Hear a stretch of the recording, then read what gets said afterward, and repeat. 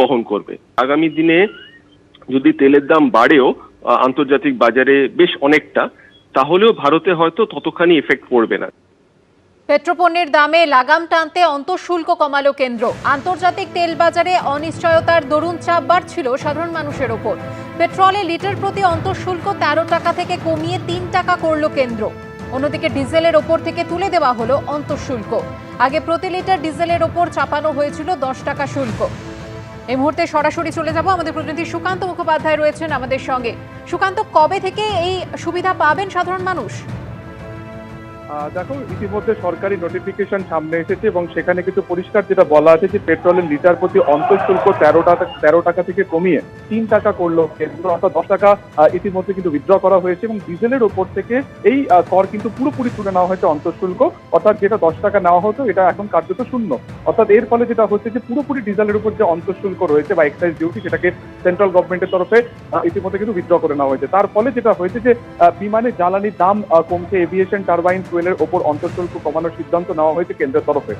এবং এই প্রতি লিটারে 50 টাকা অন্তঃশুল্ক কমে 29 টাকা 50 পয়সা হয়েছে। ফলত বিমানের যে জ্বালানি, বিমান যে সমস্ত সংস্থাগুলো যে তেল কিনবে বা জ্বালানি কিনবে, সেক্ষেত্রেও কিন্তু অনেকটা কমানো হয়েছে। ফলত সব মিলিয়ে সাধারণ মানুষের যে একটা চিন্তা ছিল যে এই মধ্যপ্রাচ্যের সংঘাতের ফলে পেট্রোল ডিজেলের দাম এক ধাক্কায় হয়তো 10 ভাগ তার থেকেও বেশি টাকা বেড়ে যাবে, এবং তার ফলে যেটা হয়েছে তেল ওরিয়েন্টেড বা তেলের উপরে নির্ভরশীল যে সমস্ত জিনিস রয়েছে, ট্রান্সপোর্ট বা নিত্য প্রয়োজনীয় জিনিসপত্র, সেগুলোর দাম কিন্তু পরবর্তীকালে বাড়তে পারত।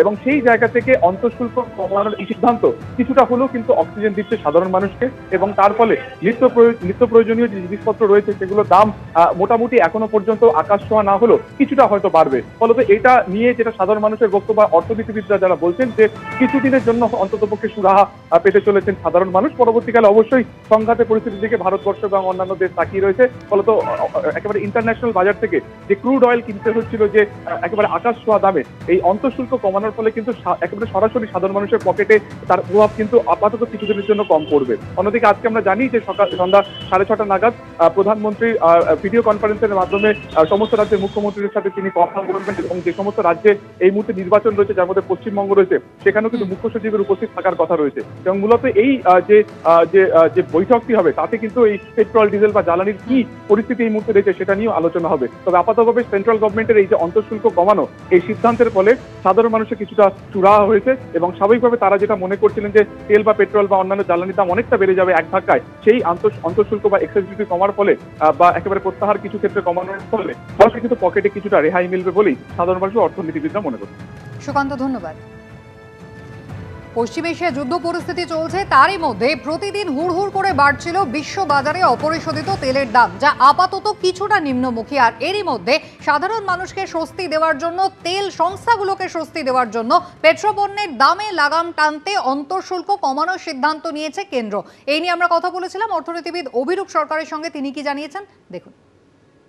এটা একটা সদর্থক পদক্ষেপ আমি বলবো।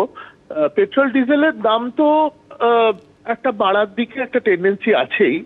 তো এই পরিপ্রেক্ষিতে যদি কেন্দ্র ট্যাক্সটা কমিয়ে নেয়, তাহলে পেট্রোলের দাম না কমুক, অন্তত বাড়ার প্রবণতাটা কমবে, মানে বাড়ার সম্ভাবনাটা কমবে।